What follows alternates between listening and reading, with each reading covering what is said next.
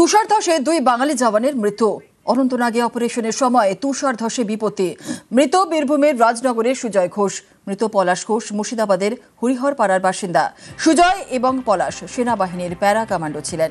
এক স্যান্ডেলে জওয়ানদের কুর্নিশ ভারতীয় সেনার। শ্রীনগরে সেনা শ্রদ্ধার পরে আজই ফিরবে দেহ।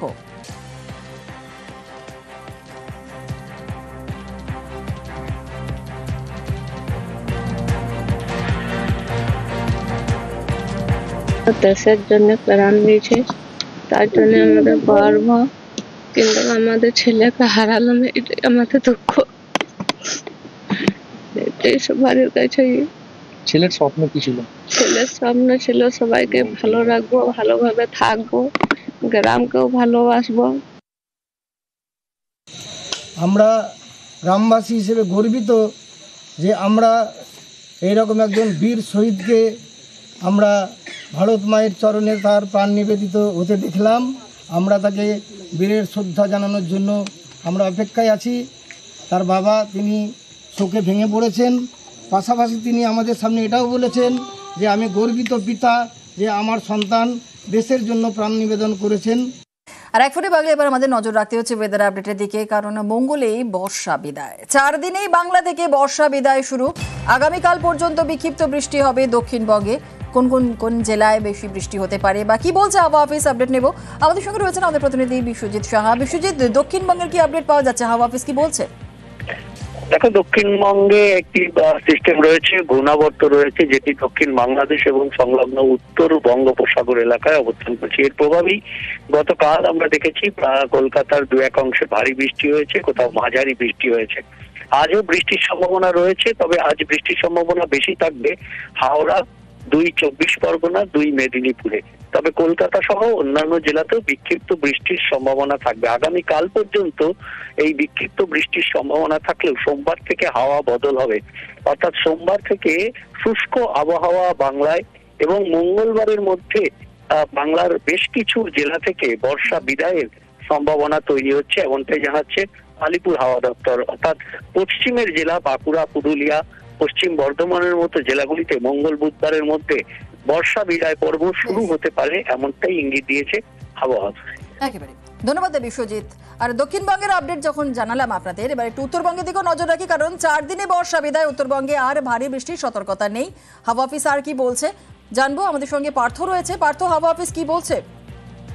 একেবারে দেখো, উত্তরবঙ্গে একটু ভারী বৃষ্টি কোনো সম্ভাবনা নেই আপাতত, এবং আকাশ সকাল থেকে পরিষ্কার রয়েছে। পাহাড় সমতল সর্বত্র হালকা মেঘ রয়েছে পাহাড়ি এলাকায়, তবে সমতলে কিন্তু রোদ ঝলমলে ঝাড় চকচকে আকাশ রয়েছে সমতলে প্রতিটি জেলাতে। আলিপুর, কোচবিহার, জলপাইগুড়ি, 2 দিনাজপুর সর্বত্র কিন্তু পরিষ্কার আকাশ। তাপমাত্রা 24 থেকে 26 ডিগ্রি আশপাশে ঘোরাফেরা করছে।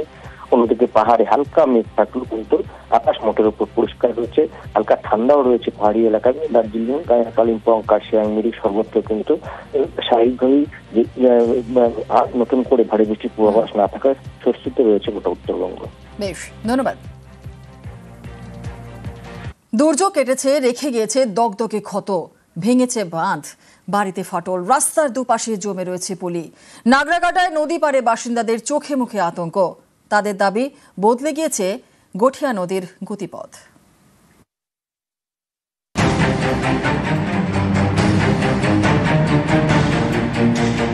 বাড়িতে ফাটল, অঙ্গনওয়াড়ি কেন্দ্র তছনছ, নিচ থেকে সরে গিয়েছে মাটি।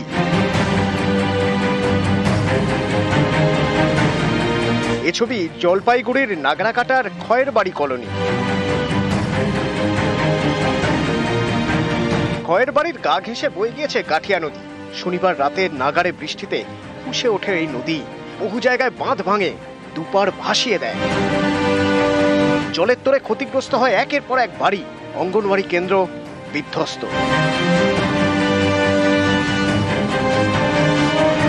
গাঠিয়া নদীর ধারে ছিল এটি একটি আইসিডিএস সেন্টার। জল নামার পর বুঝতে পারা যাচ্ছে আইসিডিএস সেন্টারের হাল কি। ভিত পুরো ভেঙে বেরিয়ে চলে গিয়েছে জলের স্রোতে, কার্যত ভাসছে বলা চলে, এবং একাধিক যে চাঙড় তা ভেঙে নদীর পাড়ে পড়ে রয়েছে। স্থানীয়রা আতঙ্কে, কারণ তাদের দাবি গাঠিয়ার পাড় ভাঙছে, বদলে যাচ্ছে গতিপথ। পাড় ভেঙে ক্রমশ লোকালয়ের দিকে এগিয়ে আসছে নদী।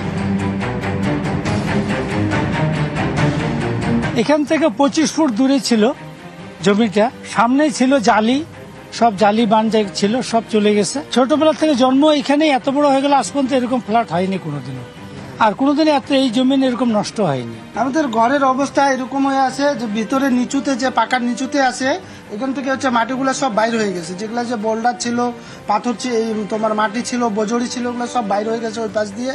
আর এই পাকাটা হচ্ছে এখানে ফাইটে গেছে, আর ওই যে ঘরের উপরের ওইগুলা হচ্ছে ক্রেক হয়ে গেছে, ইটগুলো হচ্ছে জয়েন্টগুলো ছেড়ে দিয়েছে। যে বন্যাটা এবার হয়েছে আমার জানাকালীন যে এটা হয়নি কোনোবারও। আমি সরকারকে বলবো আমাদের যে নদীপথগুলা যেভাবে এখন মাইন্ডটাকে চেঞ্জ করে নিয়েছে, যেখানে বসবাসকারী আছে সেদিক দিয়ে নদীগুলো কিন্তু চলছে, তো এই নদীপথগুলা ঠিক মতন তাদের যদি গতিপথ ঠিক করে দেয় সরকার, যেখানে প্রয়োজন পড়বে বাঁধ দিবে, তাহলে অনেকটাই নদীপথগুলা ঠিক থাকবে এবং স্থানীয় বাসিন্দারা ঠিক থাকবে।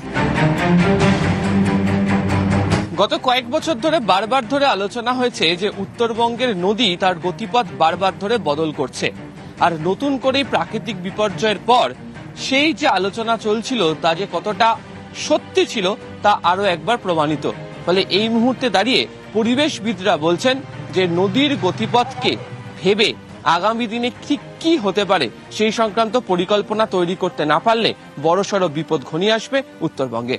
ক্যামেরা অসিত দাসের সাথে আবির ঘোষাল, নিউজ 18 বাংলা, নাগরাকাটা। বিধ্বস্ত উত্তরবঙ্গে দ্রুত পুনর্গঠনের জোর এবং 25 অক্টোবরের মধ্যেই দুধিয়া ব্রিজ মেরামতি।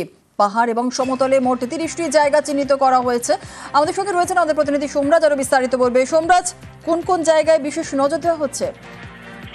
দেখো, বিশেষ করে তাবাকুশি, সুখিয়া, পোকরির মতো ব্লকগুলিকে বিশেষ নজর দিচ্ছে রাজ্য, যাতে দ্রুত পুনর্গঠনের কাজ শেষ করা যায়।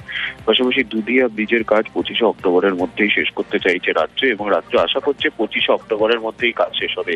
এছাড়া আরো 30টি জায়গা চিহ্নিত করা হয়েছে, যেখানে কালভার্ট বা ফ্লাইওভারের বা উড়ালপুলের মতো গুরুত্বপূর্ণ জায়গাগুলি সেখানে মেরামতির প্রয়োজন রয়েছে, সেগুলিও দ্রুত করা হচ্ছে বলেই রাজ্য আশাবাদী।